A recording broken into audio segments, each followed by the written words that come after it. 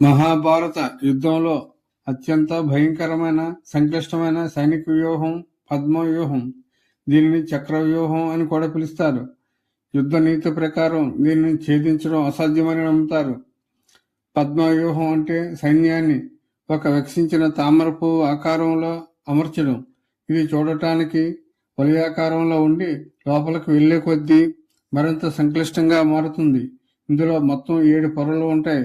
ప్రతి పొరలోనూ శక్తివంతమైన సైనికులు, ఏనుగులు, గుర్రాలు, రథాలు ఉంటాయి.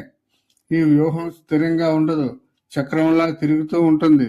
ఒక సైనికుడు మరణిస్తే వెంటనే ఆ ఖాళీని మరొక సైనికుడితో భర్తీ చేస్తారు. దీనివల్ల శత్రువు ఎక్కడ దాడి చేయాలో అర్థం కాక అయోమయానికి గురవుతాడు. పద్మ వ్యూహంలో ప్రవేశించడం ఒక ఎత్తు అయితే బయటకు రావడం మరో ఎత్తు. దీనిని ఛేదించాలంటే అసాధారణమైన ఏకాగ్రత, వేగం అవసరం. వ్యూహం తిరుగుతున్నప్పుడు శిఖరంలో 10వ వంతు కాలంలో దొరికే చిన్న సందు ద్వారా లోపలికి ప్రవేశించాలి. లోపలికి వెళ్ళిన కొద్దీ శత్రువుల సంఖ్య బలంగా పెరుగుతుంది. బయటకు వచ్చే మార్గం తెలియకపోతే శత్రువుల చేతిలో చిక్కుకుపోవడం ఖాయం. మహాభారత కాలంలో ఈ విద్య కేవలం 5కి మాత్రమే తెలుసని చెబుతారు. శ్రీకృష్ణుడు, అర్జునుడు, ద్రోణాచార్యుడు, ప్రద్యుమ్నుడు, అభిమన్యుడు.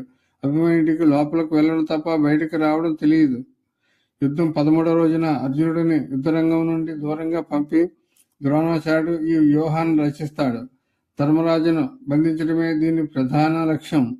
పాండవ సైన్యంలో అర్జునుడు లేని సమయంలో కేవలం 16 ఏళ్ల అభిమన్యుడు మాత్రమే ధైర్యంగా ముందుకు వచ్చి దీనిని ఛేదించి లోపలికి వెళ్తాడు. తన రథసారథి సుమిత్రుడి సాయంతో 6 పొరలను అత్యంత పరాక్రమంతో దాటుతాడు. కానీ జయద్రథుడు పొందిన వరం వల్ల ఇతర పాండవులు లోనికి ప్రవేశించకుండా అడ్డుకోవడంతో అభిమన్యుడు ఒంటరివాడైపోతాడు. ఒంటరిగా ఉన్నప్పటికీ కర్ణుడు, ద్రోణుడు, కృపాచార్యుడు వంటి మహావీరులను మొప్పతిప్పలు పెడతాడు. చివరికి అతని ధనుస్సు తెగిపోయిన రథచక్రాన్ని ఆయుధంగా చేసుకొని పోరాడతాడు. యుద్ధ నియమాలకు విరుద్ధంగా కౌరవ వీరులందరూ ఏకమై అభిమన్యుడిని చుట్టుముట్టి సంహరిస్తారు.